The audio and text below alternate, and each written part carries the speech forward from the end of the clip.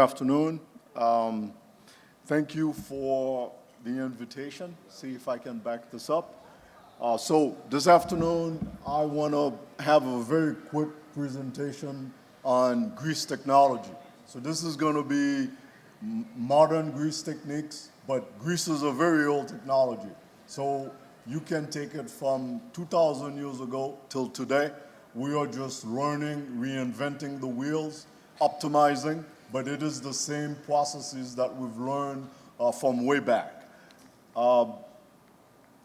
So I will cover what is a grease, the functions, chemical composition, and formulation that makes up a grease, the modern techniques for making grease and testing them, the markets, applications, conclusions, and my acknowledgments.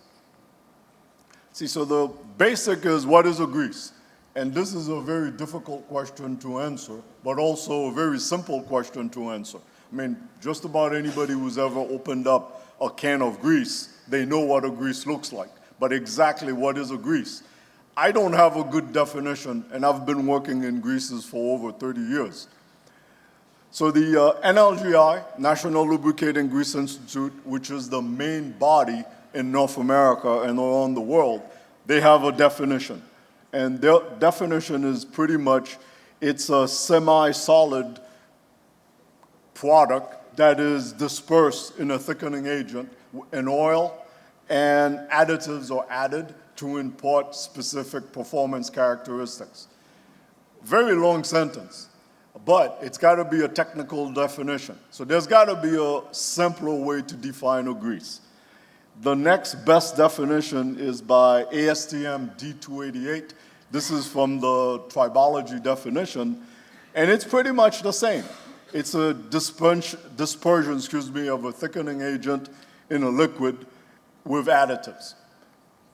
My very simple definition is a grease has a thickener component, a base fluids, and additives. This is very simple. I think high school students understand that definition. So this is the definition that I use. Maybe there is somebody in the audience that has an even better definition.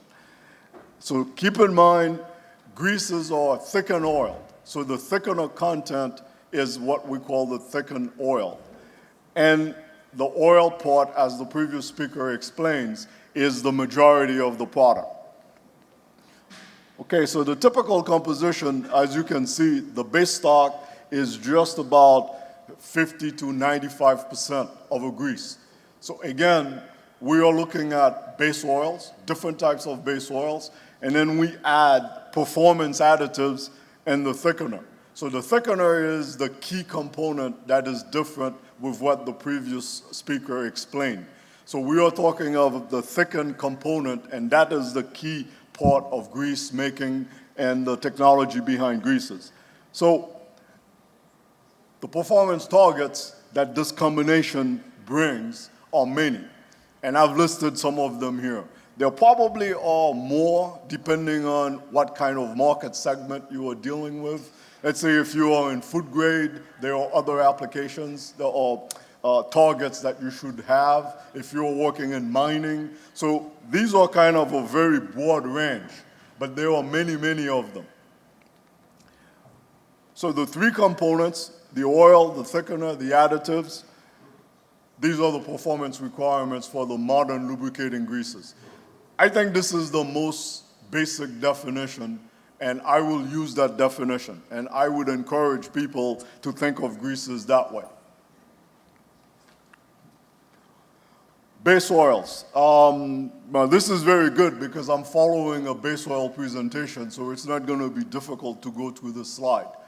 So most of the market is based on mineral base stocks. And as the previous speaker explained, you have very different base stocks. And depending on the type of base stocks, they have different performance characteristics, different blending solubility differences, and blending specifications. So pretty much any type of grease that you see on the market today, they fall into one of these classes. And of course, the solubility effect, the performance, the pricing goes along with the product and the base stock that you are selecting. Aromatics, as you can see, are almost eliminated from the market for very good reasons. They give you very good solubility performance, but they have safety and regulatory issues. So they are being systematically eliminated from the market. The synthetics, I think the previous speaker explained, the group 2 pluses, and group 3s, depending on how much you refine them, you can almost classify them as an additional branch of synthetics. Even though they are paraffinic based, but they are so refined or re-refined that they are almost in the category of synthetics. Of course, in Brazil, you guys dominate the market with re-refined oil. We are not that advanced in North America. I mean, we would have a lot to learn from you, and hopefully we will do in the future. Vegetable and bio-based, food grade, and some very specific marine type applications. This is the API characterization of base oils. You can find that in any publication or any kind of papers. So this is very specific. You could see it's defined by group, by saturate level, by sulfur level. Again, the previous speaker explained that very well. So I won't go too deeply into that explanation. Even more so the color, because he already explained and described the differences in the colors. So we are following exactly what he presented. So from the grease perspective, the base stock is the main component of what we are making. The thickener becomes the critical part. Okay, so if you look at my slide here, you can very quickly scan. If you are a formulator or you are a customer and you are requiring a specific type of grease, we have to go to the type of base oil, their specific groups and their characteristics, and also the type of properties that they bring to the table. So this is where the definition of a grease gets a little bit more complicated, because it's not just a base oil. There is a lot more to the base oil selection. It's not just performance, it's also manufacturing. So as a manufacturer, you have to understand the specifics of what you are selecting and what it's going to give you at the end of the manufacturing process. Okay, so basically a grease is not just oil, it's got a thickener. So you can see the difference between a grease and an oil. What are thickeners? Chemistry 101. A grease, most greases, I should qualify that, most greases are based on soap technology or salt technology. So an acid and a base, you react it, you have water and a salt. The salt is what we call the soap. So we interchange the words, but pretty much that's what we are describing. And the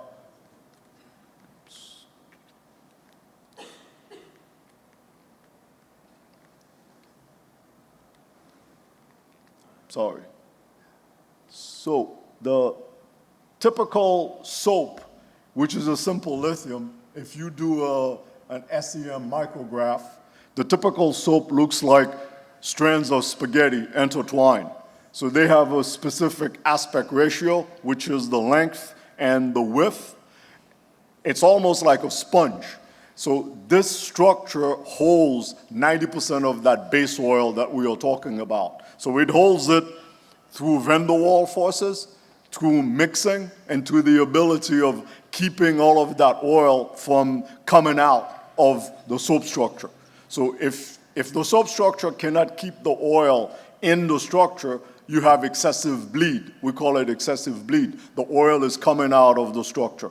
So the structure has to be able to retain the oil, specifically under loads and speeds. So that is very critical, and that is a differentiating factor between an oil and a grease. In 1942, the technology changed and really moved up from, you could say, I would say from 6,000 years ago to modern grease making. And this patent by this gentleman, Clarence Earl, he made a lithium complex grease. And this lithium complex grease, to this day, is the same technology that we are using around the world. And it happens to be a red grease, which again is the most sold product in the world. I'm pretty sure everybody here in Brazil has seen a red grease in a can. So 90% of the greases sold are about red color. A very, very good product. The dye doesn't impact much performance, but the eyes likes it.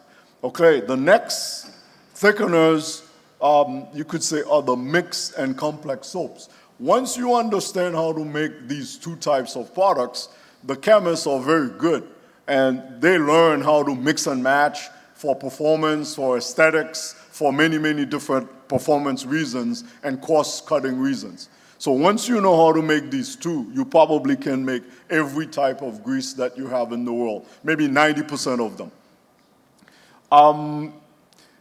Around maybe 1960s, the detergents in engine oils became a factor in grease making.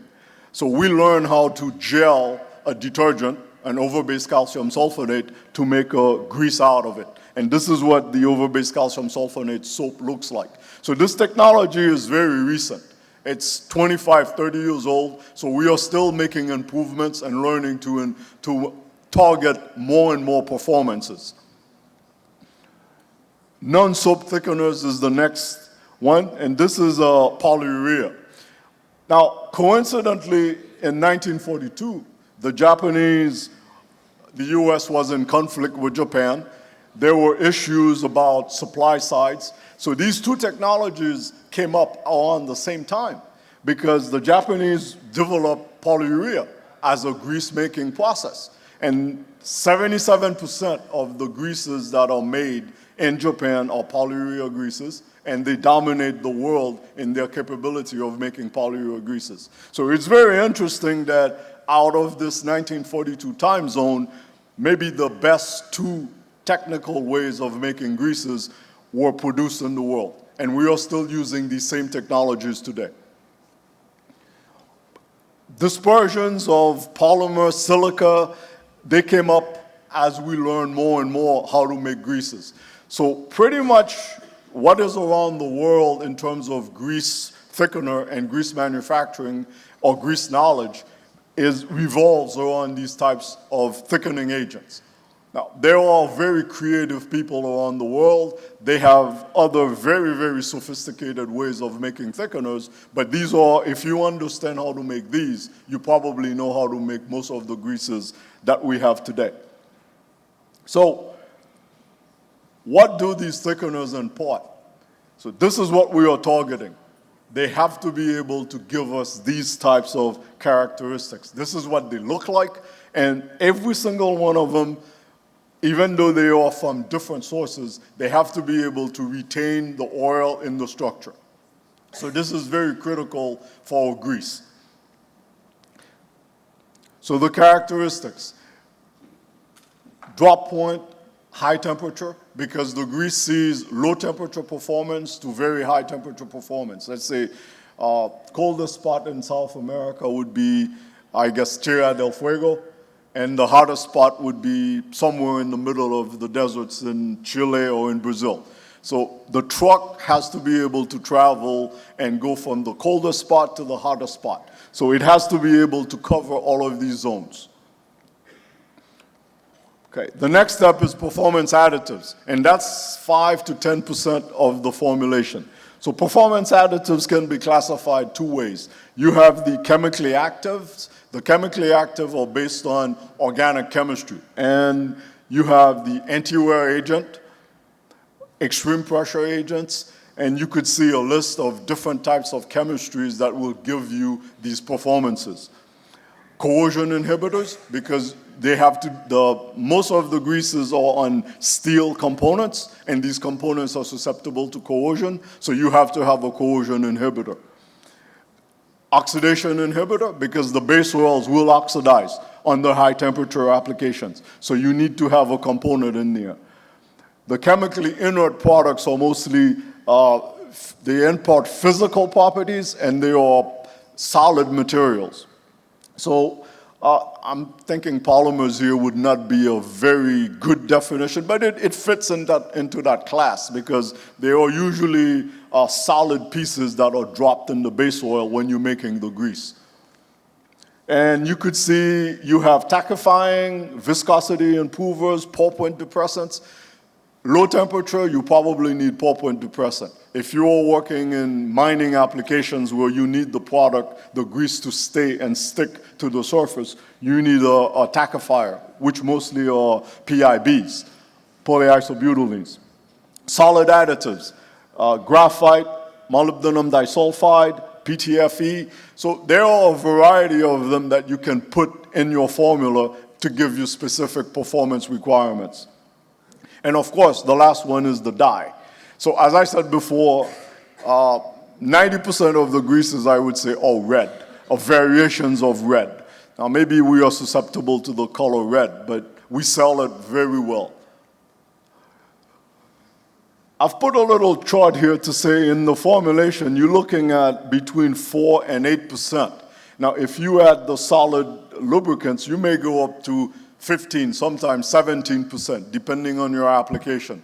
But in your classical automotive greases, you don't exceed 8% in your additive. So again, my balance is the base oils dominate, the thickener is between 6, maybe to 12%, and the additives are 8%. And this is your combination that makes a grease. Well, I'm pretty sure everybody here cooks. The order and the way you make the grease makes you a chef or makes me cooking in my kitchen. So there is a big difference between a chef and me. So just keep that in mind. Okay. So for a formulator, what do you look for? A customer comes to you and says, I want a grease. I want it to do X, Y, Z. What do you target when you are thinking of making this particular product? So what we target is, what is the grease type? Is it going to be a lithium grease, a calcium grease, a polyurea? So you have to think of the thickener. How am I going to make the structure? What is the grade? Which is the consistency? Is it going to be soft? Is it going to be hard? Because depending on the application, the consistency is very significant. What are the base oil targets? Is it going to be in low temperature? So my base oil must be at a low viscosity and probably a group 2, a synthetic, because group 1s will not survive low temperature. So again, you have to think of that. And also the type of oil dictates what type of additives you're going to put in it because of solubility factors. Performance parameters. What am I targeting? Am I targeting high loads, high weld, or am I just targeting cosmetics? So you can vary the type of additives that you put in depending on these targets. Color, of course, which I'll repeat all the time, it's going to be red. 90% of the customers, they want red. So pretty much this is what my formula would look like, or the typical formula that any formulator will have in their lab. So a grease chemist, a QC chemist, this is how they would represent their product. And on the right-hand side versus the left-hand side, I separated grease and soap normalization. Because before you make the grease, you have to make the structure. And this is how you build the structure. From the structure, you finalize it by adding oil and the additives to make the final product. So typically, your structure would be about, I would say, you're looking at 43% of the total grease. And then the remainder is base oil to get it to consistency. Similarly, a lithium complex, a simple lithium, a lithium complex, you can mix and match. You are adding a little bit of this, a little bit of that to give you the performance. So a grease formulator is like a magician. You're like a cook in a kitchen. And you have to understand what each product does and what it does with each type of thickener, because the different thickeners respond differently to the additives. So you really become a magician in the lab. And the very, very good grease formulators, and there are some very good grease formulators that I've met. They can do magic. Okay, let's move on to process now. We move from the lab and we have to scale up. And here we are talking about from 5 met ton to 20 met ton. Okay, so in the lab, you are with maybe 1,000 kilogram. If it doesn't work, you can clean the vessel, throw the grease out, and you are good to go. But if you're making 5 met ton, 20 met ton, you cannot discard it like that. You have to do something with it. Okay, so you have to have a process. And the process requires engineering, and it requires engineers who understand how to scale things up. Okay, so you're moving from the chemists to the engineers now. Okay, so open kettles. Typically, everybody knows what an open kettle is. It's a vessel that you can heat and you can open it up and it's free to the environment. When you are cooking, you close it. So this is pretty much what you do in your kitchen.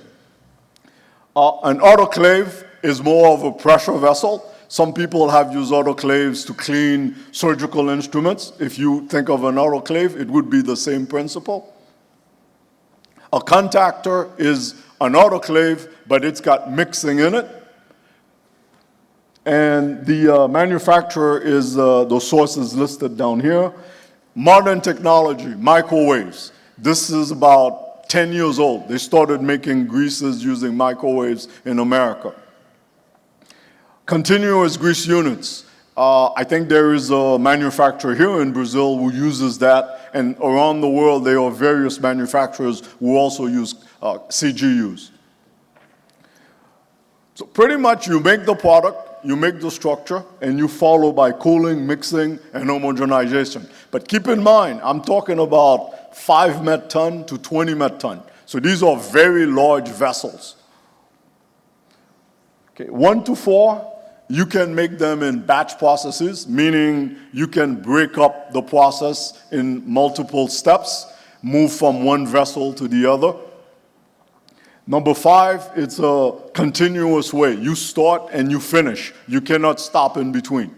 Okay, so you have to be very specific on the type of grease that you are making, because if you stop anywhere in between, the batch is scratched. You got to start from the beginning again. They can all make similar greases, but they're gonna have slightly different flavors. It's like in your kitchen, you have a favorite cooking pot. Why does it make better rice than the other cooking pots? I don't know, but there is always a difference in the cooking pots. So I'm talking about cooking when I'm talking about very large manufacturing. Okay. The engineers, they use what we call the TT curves, time temperature curves, and pretty much it's temperature versus time, and there is a process. This is idealized, of course, but they are very similar. So you charge the component at the beginning. You have constant temperature for saponification, and here I'm talking about making soaps, making salts. You have a dehydration step, so your temperature is increasing. You are at top temperature. You basically stay there as long as you need, because the longer you stay at top temperature, your oils will oxidize. So depending on the type of base oils that you have to monitor how long this line is. We cool the structure, we quench it. By quenching, meaning we very quickly cool it down to freeze a specific structure in place, because we know this structure will give us the performance that we are targeting. Then at the end, we cool it to room temperature. We add the additives, we mill it, we store it, we package it. So this is pretty much what the manufacturing process looks like. Okay, what are the process controls? I'll list them here.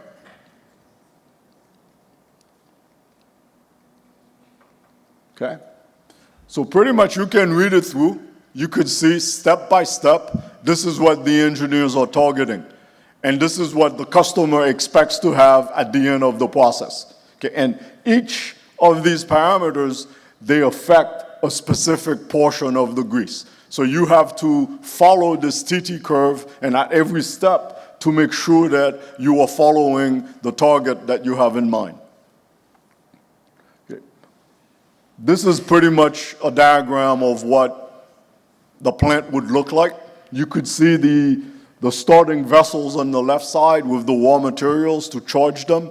The middle portion is where you finish the grease, and to the right side is where you homogenize, you mill, and you store. Okay, so more or less, most of the grease plants, modern grease plants, that's the way they look. Next slide is, now you made the product, you have to make sure that it conforms to the standards. And the standards vary. And here I added as many standards that I could find. So you could see there is ASTM, there is ISO, DIN, IP, the Russian standards, the federal standards, and I'm pretty sure Brazil has a couple of standards that I'm not aware of. There is always another test. There is always another standard. You know, the key is, what am I trying to achieve? What performance parameters am I targeting? But mostly ASTM and NLGI, they've combined this D4950 to give us 12 specific tests. These 12 specific tests are not, let's say, the only test or the best test for grease qualification, but it's a blueprint, it's a template. And if every modern grease can be specified based on this template, you pretty much know that you have a product that will perform 90% of the time in the field. It doesn't mean that it won't fail, because there is always an application that you didn't account for. So you can read through these, because there are a lot of them. I will not go to every one of them, but you could see they are very specific. They target each parameter that I described before. You know, if you want high load, there is a specific standard. If you want water resistancy, there is a specific standard. And these are mostly for automotive applications. They don't go across from every single standard, because DIN, for example, is mostly in Germany and in Europe. They have tests that we don't run in America, and we have tests in America that they don't run in Germany. And the remaining 12s, and you can kind of see it's a broad brush, but it does what it was intended to do. It characterizes or targets specific applications that we know are critical for best performance. Okay, as I said before, NLGI and ASTM, they've set up marks and standards to classify the greases. Why? I mean, there are so many grease manufacturers, so many greases. You want to have an idea that the product you're buying will pass basic specifications. How do you do that? Well, you have to define exactly what the specifications are. And as I said before, D4950 is the definition.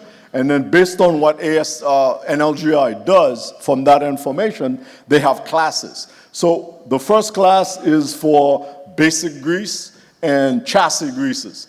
And they are based on temperature ranges. The low temperature to medium temperature ranges, LB greases, they have a mark. And that particular mark is set on your product, on your label. And of course, you have to register with NLGI. There is a process that you have to follow, but NLGI controls this process. For wheel bearing greases, which is a little bit more demanding, higher temperature, you have 3 classes, GA, GB, GC, okay? GC is really the one that is used today, but they have combined GCLB. So basically they are saying your product can perform under chassis and also wheel bearing conditions. And the specifications and the number of tests that you have to run are a little bit more if you're targeting GCLB, because the LB and the GC have different numbers or different types of specifications that they require. So if you buy a grease with a label and it says GCLB, you are guaranteed that NLGI said, yes, this grease passed all of these specifications. Okay, I'm going to go into the marketing a little bit. In 2017, these are the numbers that I got from NLGI. This is from their survey. I don't have the 2018, but I think the 2018 are going to be very similar. It's about 2.57 billion ton globally. And you could see the distribution. So the market, as previous speakers this morning have described, there was a dip in the market at specific periods of time. The market is recovering, but I can go back all the way to 2003. It's just about the same. It hasn't changed much. By country, now very interesting, if I had the same pie chart in 2003, PRC would not show. And now PRC, this is China, they basically equal both the US and Europe. Okay, so they are a very, very big player in the world, and they are increasing per annum. They are going to get even bigger as we go along. And you can see the distribution for the other parts of the world. And as I said before, Japan is a very, very steady percentage, and 90% of that percentage is polyurea greases. By thickener type, you can also see that. Lithium, and in Brazil, it's lithium. It dominates the world. Simple lithium, complex lithium, it's very close to 75%. 20 years ago, it was 85%. So it is declining a little bit, but not much. And the other thickener types on the side, you could see they are in the teens. There is nothing in the 20s. So as the price of lithium is increasing, we expect to see some of these other thickeners increasing on the other side to balance it out. But we are going to wait and see. We've been saying that for the past 10 years. We're going to see if that is a correct prediction. Okay, the market, if you break the market into industrial and automotive, 55% of worldwide market is industrial, which is a big chunk of it. And you can break it down even further. Again, my source is from Klein. You have machinery from automaking. You have maybe gearboxes, open gears. This is for mining. Marine type applications. Steel mill, furnaces, which is pretty big.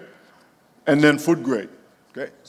Very good distribution. Maybe I miss a couple of them. There is paper and pulp. There are a few more up there. For automotive, it's broken down into two sectors. You have your commercial and then your consumer goods. And the commercial would pretty much be trucks, agriculture, and construction. These are the markets that I think pretty much even in Brazil, we could have the same distribution. I'm pretty sure that Factor Klein in Brazil would have a similar slide as this, since the information really came from them globally. For consumers, it's light trucks and passenger cars. Now, the question is, the NLGI ASTM standards, if you recall, I said are based on passenger cars, but we are applying them to commercial vehicles. So there is a big discussion in North America right now to revise and update the standards. So we are definitely working on these details. Okay, so in conclusion, where do you use greases? Why do you use greases? Maybe is a better question. So the choices depend on your operating conditions. Okay, are you in wet environment? Are you in an environment where there is no way to have an oil lubrication, or you have restricted space? Most greases are used in bearings, tapered bearings, journal bearings, gearboxes with bearings. So most of the time, if you have an open gear, the grease is lubricating in sugar mills, for example, where you have the big journal bearings. The grease is lubricating both sides. So it's got to be able to do all of that. And machine parts that you cannot reach easily during the application. And one of them that you can think of are the windmills. I mean, the windmills are in the middle of the ocean, maybe in the North Sea, and they are 30 feet high. So you cannot go every month and go 30 feet to lubricate the bearing. So you have to be able to have very long-term bearing lubrication. Okay, so the reasons, I will list them very quickly. Okay, so there are a host of reasons and many more that you can add. That's kind of the basic reasons why you want to use grease in your applications. Okay. Well, thank you. I'd like to acknowledge my coworkers, which in this case it's a family business, so I put my family to listening to this presentation 30 times, so I appreciate their patience. Lubgrax for the invitation, and my partners here in Brazil, Conepro and Braxel. Thank you.